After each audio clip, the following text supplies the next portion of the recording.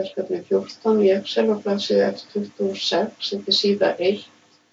Ég var búin að raða í stafrófsröð og ég var búin að margfalda hér saman magn og verð og leggja saman tölurnar.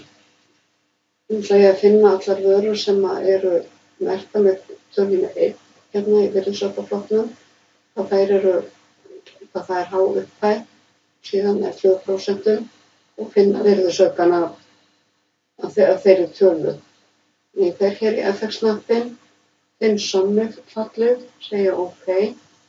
Nú dreg ég yfir E-dálkinn allar tölur sem eru merktar með tölunni 1, sem eru þá 24% af virðisaukaskattsflokki. Ég bið hann að taka þær út og leggja bara saman þessa tölu. Í E-dálkinn. Og hún er hér. Nú ætla ég að gera það sama hér. Smelli hér, fer í Summif. Nú dreg ég yfir aftur virðisaukaflokkinn. Nú ætla ég að taka tölurnar sem eru merktar með tölunni 2 og þegar að leggja þær saman hér. Það er hér.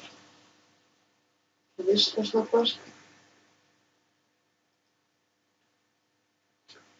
Þetta er verð með virðisaukaskatti 24% og 11%.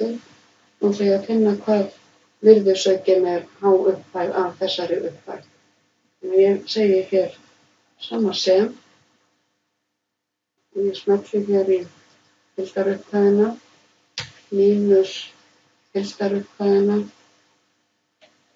deilt með, svo opna ég sviða og skrifa 1 sem þýðir 100%, megi líka skrifa 100% pluss 24%. Þannig að þetta þýðir í rauninni talan í H3 mínus talan í H3 deilt með 124%. Og ég get afritað þessa tölu niður hérna.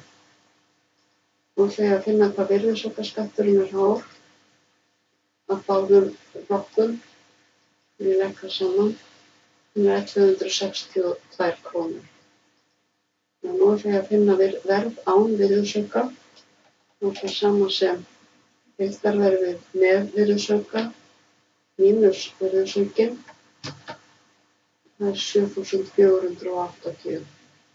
Þannig ef ég legg þessar tvær tölur saman, hérna í Autosum, dreg yfir I5 og I6, þá á ég að fá sömu tölu hér og hér.